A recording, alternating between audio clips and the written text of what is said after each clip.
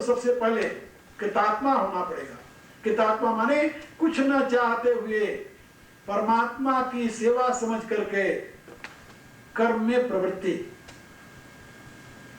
और वह कर्म करना जिससे लोकहित संपादन हो, और लोकहित करने का अहंकार अपने में न आवे, अपने में हो कि मैं तो भगवान की सेवा कर रहा हूं।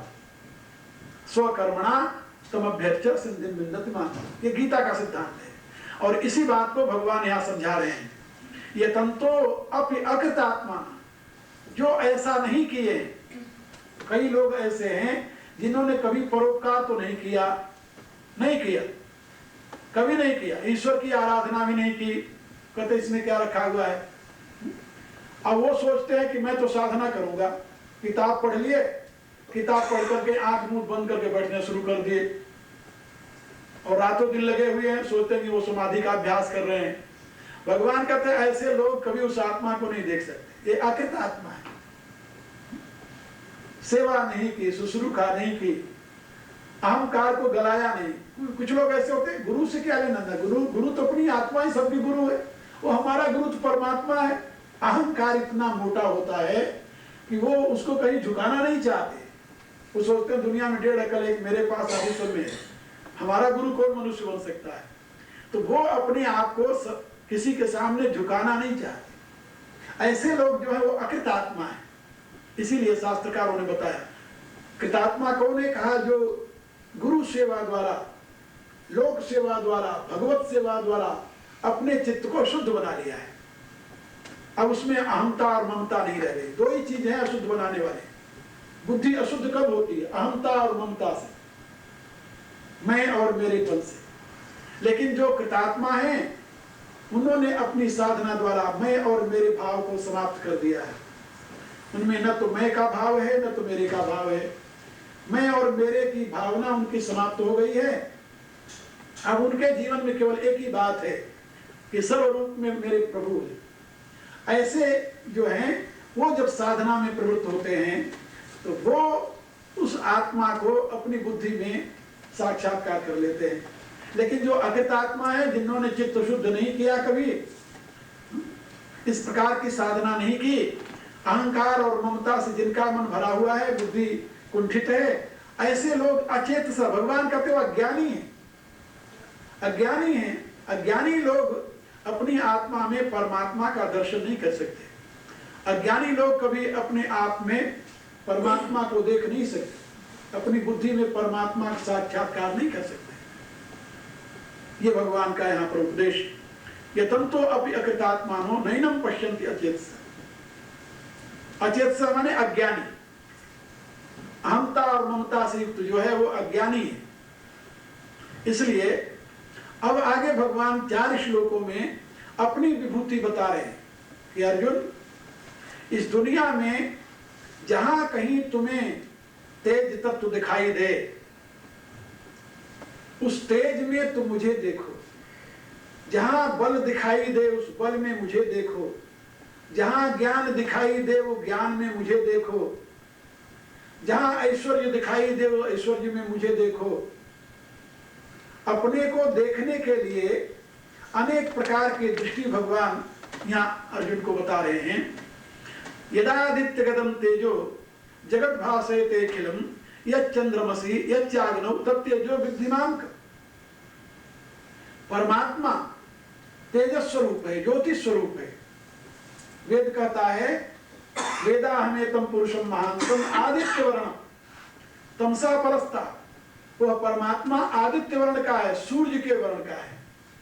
जैसा सूर्य है ऐसे सूर्य के प्रकाश के समान एक सूर्य नहीं, जहां कोटिन सूर्य प्रकाश करें पर नेकहु ताप का लेस नहीं है। बहुपूर्ण चंद्र की चांदनी है, बस शीतलता का कलेश नहीं है। जलती नित ज्वाला महानल की, सुख लागती दाह क्लेश नहीं है। अरे बाबरे, साची को माने इसे जिन देखा अलौकिक देश नहीं है। ये समाधि की उच्चतम अवस्था में इस प्रकार की अनुभूति होती है, और उस अनुभूति को योगी लोग अपने जीवन में प्रतिष्ठित करके उस सत्य से युक्त होते हैं। यहाँ पर भगवान ने बात समझाई कि विश्व में जहाँ कहीं तेज है, ज्योति है, प्रकाश है, वह सब मेरा है। मेरे से भिन्न कहीं तेज नहीं है, ज्योति नहीं है, प्रकाश नहीं है। यदादित्य गदम तेजो जगत भाषयते अखिलम, जो जगत को प्रकाशित करने वाला तेज है वह तेज मेरा है और मेरे से ही विश्व में प्रकाशित हो रहा है, विश्व को व्याप्त किए हुए।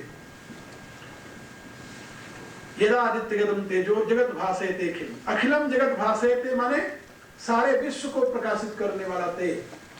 जैसे हमारा ये सूर्य है, ऐसे अनंत सूर्य हैं और अनंत सूर्यों में जो तेज है उस परमात्मा का ही। एक दिन मैं बताया था, सृष्टि के क्रम को बताया था कि किस प्रकार से उस परमात्मा से अनंत सूर्य, अनंत ब्रह्मांड और अनंत यानी इन प्रकाशमय तत्वों का आविर्भाव होता है। तो यद आदित्य गतम तेजो जगत भाषयते अखिलम, सारे विश्व को प्रकाशित करने वाला यह जो आदित्य में, सूर्य में तेज है और यह चंद्रमा से, और ये जो चंद्रमा में तेज है, और यत् च अग्नौ, और जो ये अग्नि में तेज है, तब तेजो विद्धिमाम कम, भगवान कहते हो मेरा ही तेज जान तू। यानी ध्यान करने के लिए इन तीन में से कोई एक तत्व अपना ले। ये ध्यान करने की प्रक्रिया है, परमात्मा को देखने की प्रक्रिया है। बड़ा सुंदर एक साधन का क्रम है, आप लोगों को बता रहा हूं। हमारे ध्यान करने के ये तीनों अलग अलग यानी माध्यम चुने जाते हैं। एक तो पहले अग्नि, सबसे सुगम है अग्नि का ध्यान करना। अग्नि का ध्यान कैसे करते हैं? दीपक जलाकर उसमें घी डाल करके, रुई की बत्ती लगाकर एकांत में बैठ करके उस दीपक के लौ के ऊपर चित्त को ठिकाना, यह योग की एक त्राटक क्रिया है। अपलक उसको देखते रहना। कुछ लोग ये जो कैंडल है इस पर करते हैं, बहुत से यहाँ करते रहे। अमेरिका में मुझे बहुत लोग मिले, यूरोप में मिले, ये विदेशी लोग। तो इन लोगों ने भी किताब में पढ़ा कि ऐसे इसको करना चाहिए, त्राटक से बड़ी सिद्धि मिलती है। ये करने लगे, थोड़े दिन बाद इनकी आंखें खराब होने लगी। तो मुझसे मिले तो मेरे से कहा कि भाई ये तो आपके यहाँ योग की जो प्रक्रिया है इसमें तो आंख खराब हो गई और इसकी बड़ी महिमा गाई है। तो मैंने पूछा, हम कहा तुम लोग क्या करते हो? कहा कैंडल जलाकर उस पर गेजिंग करते हैं। कहा मूर्ख, ये तो बच गया तो, नहीं तो अंधा हो जाता, थोड़े दिन और करता तो। ये जो तुम दीपक के ऊपर, हमारे यहाँ ये बताया गया दीपक, और वो भी गाय के घी से जलाया हुआ दिया। यहाँ तो गाय का ही घी होता है, भैंस तो यहाँ देखने को नहीं मिलती, बहुत अच्छी बात है। तो गाय के घी का जब दिया जलाओगे तुम, और दीपक बीच में बना करके जलाना, और उसके ऊपर जब तुम अपने दृष्टि को टिकाते हो तो वो लौ तुम्हारे नेत्र में अपना प्रभाव वाइब्रेट करता है। उससे नेत्र को ज्योति मिलती है, शक्ति मिलती है, नेत्रों में एक प्रकार की विशेष चमक आती है।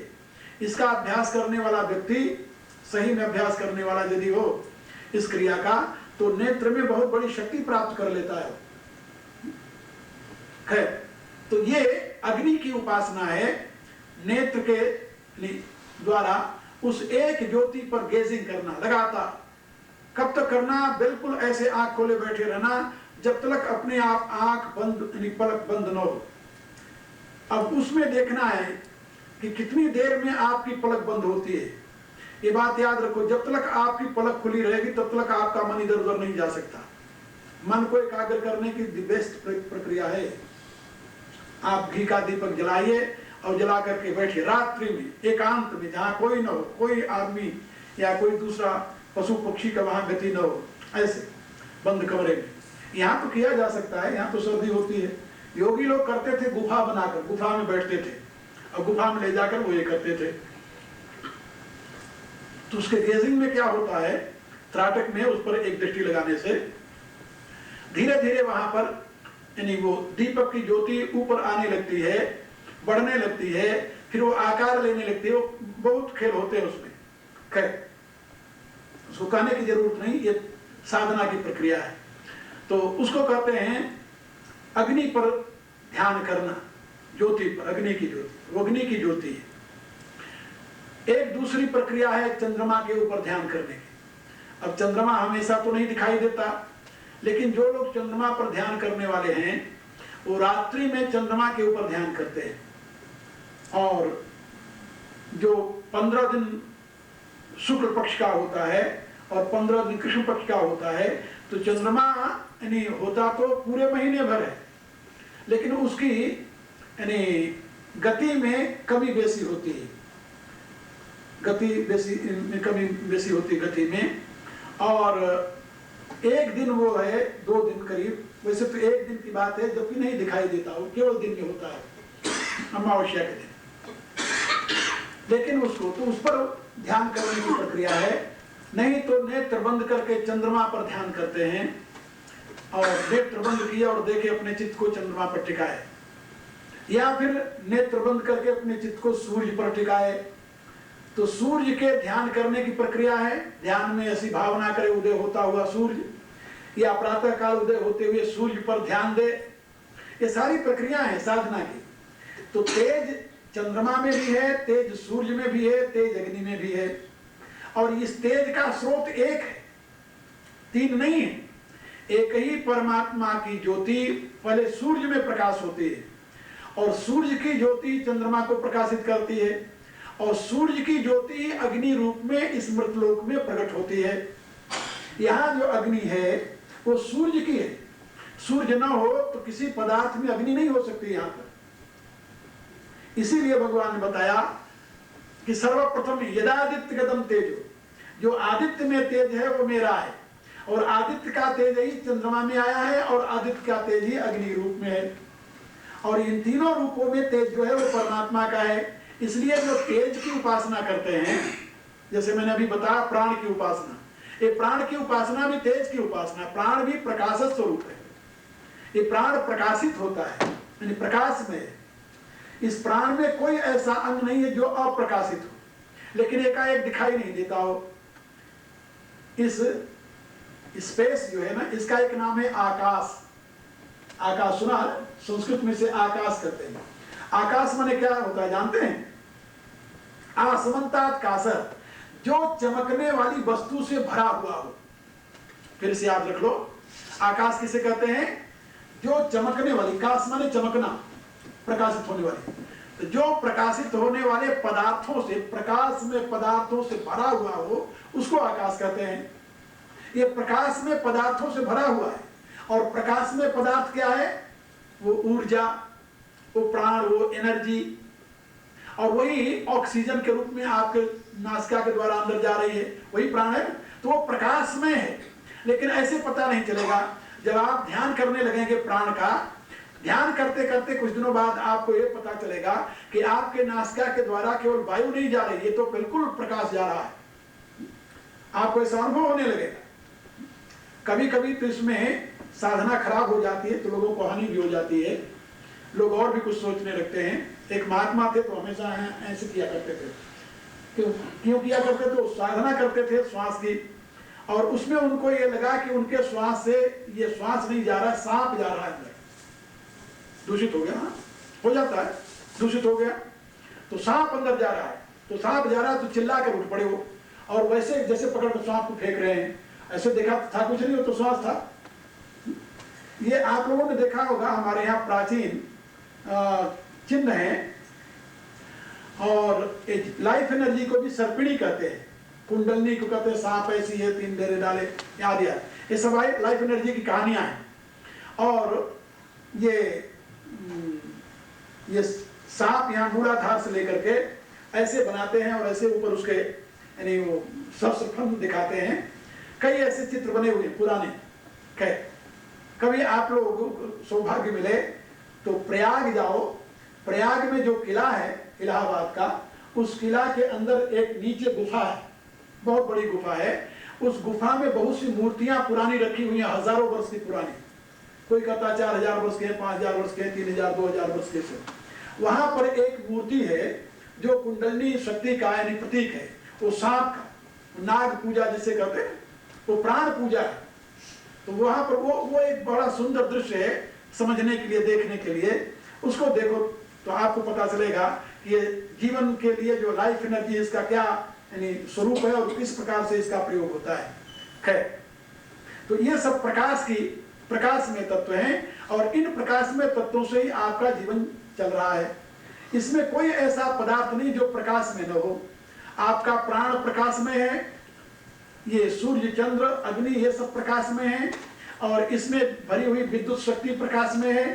ये सारा जो कुछ है इलेक्ट्रॉनिक कणों से बना हुआ है, इलेक्ट्रिसिटी कण है, उसके सिवा कुछ नहीं है, सब प्रकाश में है। और ये प्रकाश में जो तत्व है, भगवान कहते हैं तत्तेजो विद्यमान कम, वो मेरा ही है, मेरा ही तेज है, मेरे से भिन्न और कोई तेज वाला पदार्थ दुनिया में नहीं है। तो ये सब परमात्मा की विभूति, परमात्मा का ही वैभव है। जैसे मैं हमेशा बताया करता हूं कि जिस प्राण के ऊपर आप ध्यान रखो तो ये देखो कि ये परमात्मा का वैभव है, उसकी विभूति, और वही आपको जीवन दे रही है, आपकी जीवनी शक्ति है। तो भगवान की विभूति ही आपका जीवन है, आपके जीवन का स्रोत है। ऐसा जब ध्यान करेंगे तो आप परमात्मा से जुड़ जाएंगे। एक एनर्जी अलग है, परमात्मा अलग है। एनर्जी भी परमात्मा की विभूति है, परमात्मा की शक्ति है। जैसे मैं बताता हूं कि यदि आपकी चेतना यहाँ ब्रह्मचक्र में ना हो तो आपके अंदर शरीर में श्वास नहीं जा सकता। जब शरीर छोड़कर के चेतना चली जाती है तो शरीर तो रहता है, नासिका छिद्र भी रहते हैं, यानी स्पेस में ऑक्सीजन भी है, तो श्वास तो नहीं होता।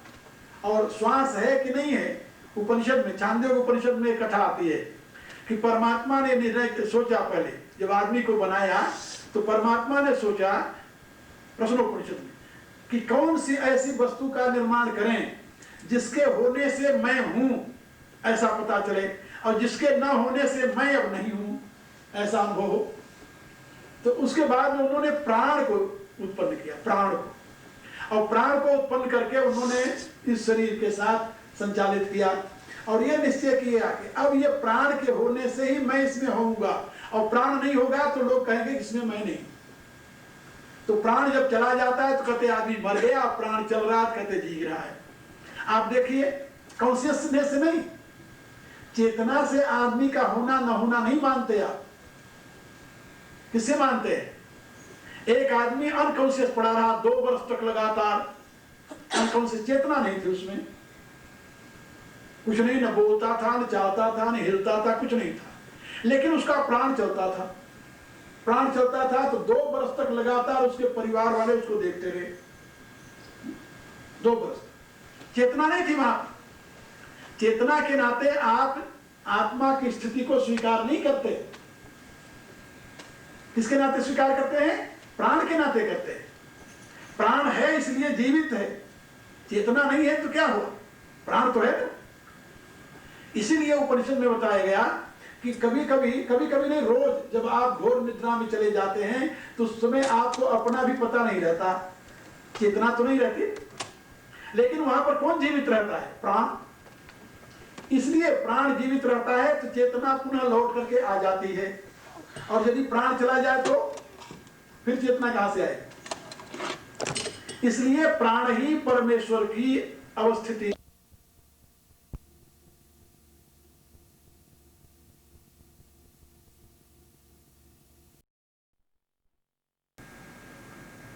क्योंकि न इस समय वो कुछ सुन रहा है, न देख रहा है, न जान रहा है, न बोल रहा है, न चल रहा है, न हिल रहा है, कुछ नहीं कर रहा, बिल्कुल अनकॉन्शियस है। लेकिन फिर भी वो जीवित है, उसको उठाकर जलाने की कोशिश नहीं करते। क्यों नहीं करते? इसलिए कि उसका प्राण अभी चल रहा है। तो प्राण से ही परमात्मा के होने की, आत्मा के होने की हम स्वीकृति करते हैं। इसलिए प्राण के ऊपर ध्यान करके आप अपने आप को परमात्मा के साथ जोड़ सकते हैं। बहुत अच्छी प्रक्रिया है। और उसी बात को यहां पर भगवान बता रहे हैं कि जो आदित्य में प्रकाश है, जो चंद्रमा में प्रकाश है, जो अग्नि में प्रकाश है, वो मेरा प्रकाश है। ये प्राण आदित्य से प्रकाशित होता है। ये प्राण जो है ये आदित्य से प्रकाशित होता है। आदित्य न हो तो प्राण नहीं होगा। इसलिए प्राण परमात्मा का ही स्वरूप है, ऐसा समझो। भगवान कहते हैं कि वह मेरा तेज है, ऐसा सा तत्तेजो विद्यमान। अन्यत्र भी वेद में बताया गया है, भयात तस्य अग्निस्तपत भयात तपस सूर्यो भयात इंद्रस्य वायुश्च मृत्युर्धावत पंचम। उस परमात्मा के प्रकाश से सूर्य तपता है, उस परमात्मा के प्रकाश से अग्नि तपती है, उस परमात्मा के प्रकाश से ही इंद्र का इंद्रत्व है, और उस परमात्मा के प्रकाश से ये वायु में गति है। एक और दूसरे मंत्र में बताया गया है जिसमें तमेव भान्तम भाति सर्वम तस्य भासार्थमिदं विभाति, उस परमात्मा के प्रकाश से सारा विश्व प्रकाशित हो रहा है। यदि परमात्मा का प्रकाश न हो तो यहाँ कोई प्रकाश नहीं होगा। इसलिए यदादित्य गदम तेजो जगत भासयते खिलम, यह चंद्रमस ये त्याग्नो तब तेजो विद्यमान का भगवान कहते हो मेरा तेज है ऐसा तू जान। इतना ही नहीं तो भगवान केवल तेजो में पदार्थों में ही है, भगवान ने कहा कि नहीं केवल तेजो में पदार्थों में ही मैं नहीं हूं। कहा तो फिर कहा गाम आविश्य च भूतानि धारयामि अहम ओजसा उष्णामि चौषधि सर्वा सोमो भूत्वा रसात्मकः। गाम आविश्य च भूतानि धारयामि अहम ओजसा।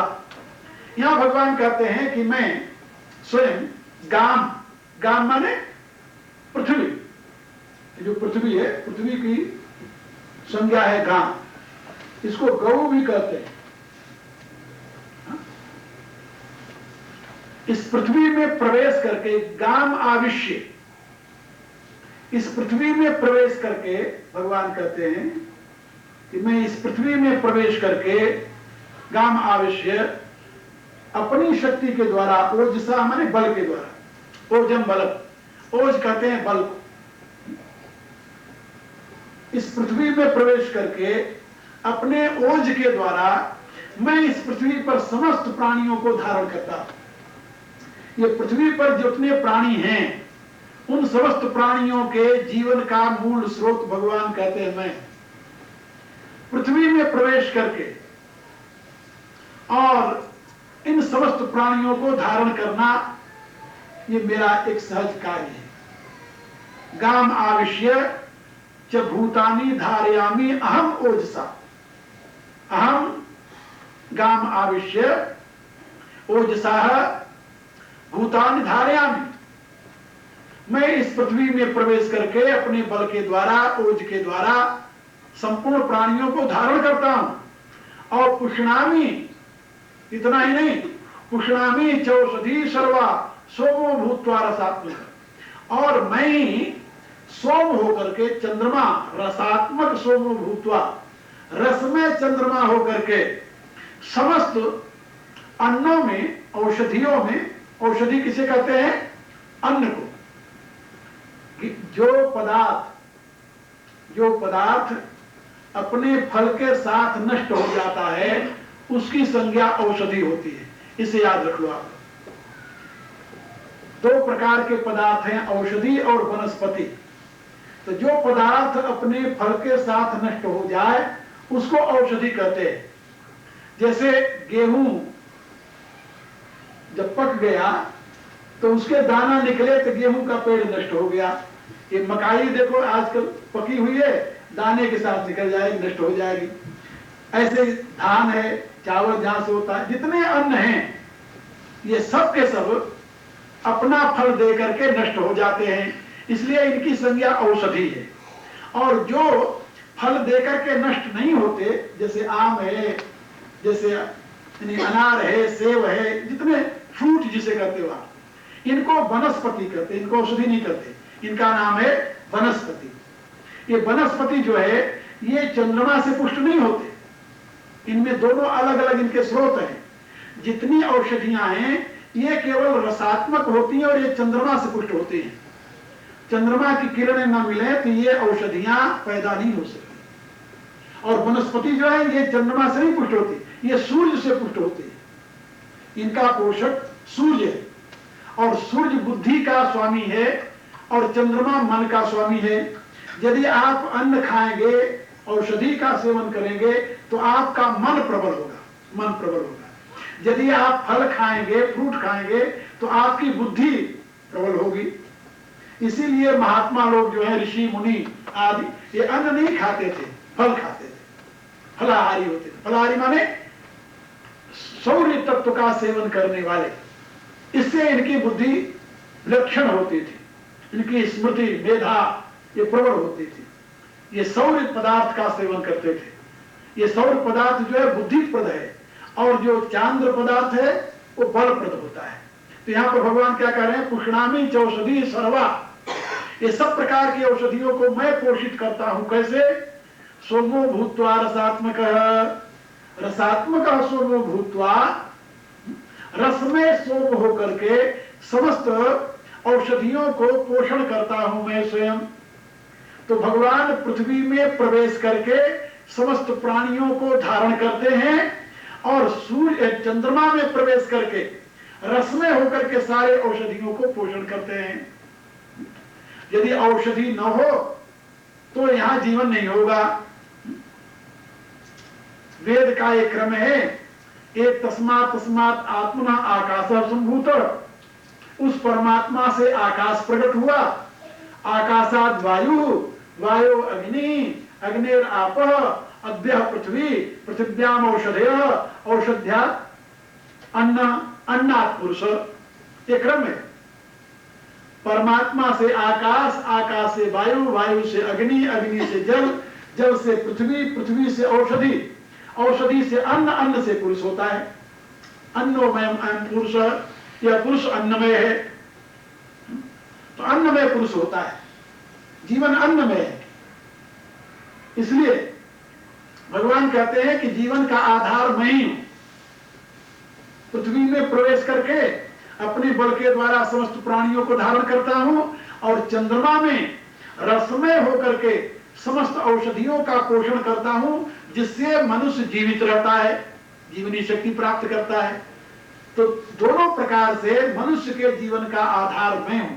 भगवान ने अपनी विभूति का उद्बोधन करा रहे हैं। अब जो सर्वत्र अपनी विभूति से व्याप्त है, छाया हुआ है, उसको भी ये जीव आत्मा न देखे, विमूढ़ता के वश होकर के उसका भी अनुभव न करे, तो इससे बड़ा और दुर्भाग्यशाली कौन होगा। तो भगवान का ये जो संदेश है कि सर्वरूप में मेरी विभूति का तू दर्शन कर, मुझे देख मैं किन किन रूपों में कहां कहां पर अवस्थित हूं, और यदि उसका तुम चिंतन करोगे, ध्यान करोगे, मनन करोगे, तो तुम्हारा कल्याण होगा। इसके अगले श्लोक में भगवान बताएंगे कि केवल मैं अन्न में, पृथ्वी में, चंद्रमा में, सूर्य में, अग्नि में ही नहीं हूं, मैं मनुष्य के शरीर में भी हूं। किस रूप में? अहम वैश्वानरो भूत्वा प्राणिनाम देवासुतः प्राणापान समायुक्त प्रचान्नम चतुर्विधम। इसकी व्याख्या कल आपको सुनाई जाएगी। ओम भर्गुवः स्वः तत्सवितुर्वरेण्यं भर्गो देवस्य धीमहि धियो यो नः प्रचोदयात्। सर्वे भवन्तु सुखिनः, सर्वे सन्तु निरामयाः, सर्वे भद्राणि पश्यन्तु, मा कश्चित् दुःखभाग् भवेत्। ओम पूर्णमदः पूर्णमिदं पूर्णात् पूर्णमुदच्यते पूर्णस्य पूर्णमादाय पूर्णमेवावशिष्यते। ओम शांति शांति शांति। जैसा आप लोगों को पता है, आज यहाँ अखंड पाठ रखा गया रामायण का, 10 बजे से चल रहा है। तो रात में जो लोग यहाँ बैठ करके रामायण के पाठ में आनंद लेना चाहें, बड़े प्रेम से ले सकते हैं। और कल का जो कार्यक्रम है वो शाम को तो लक्ष्मी पूजन का है, लेकिन ये जो गीता प्रवचन है ये वही 12 से 1 दिन में होगा, जैसे रविवार को हुआ करता है। तो कल आप लोग गीता प्रवचन के जो इच्छुक हैं वो तो दिन में आवे।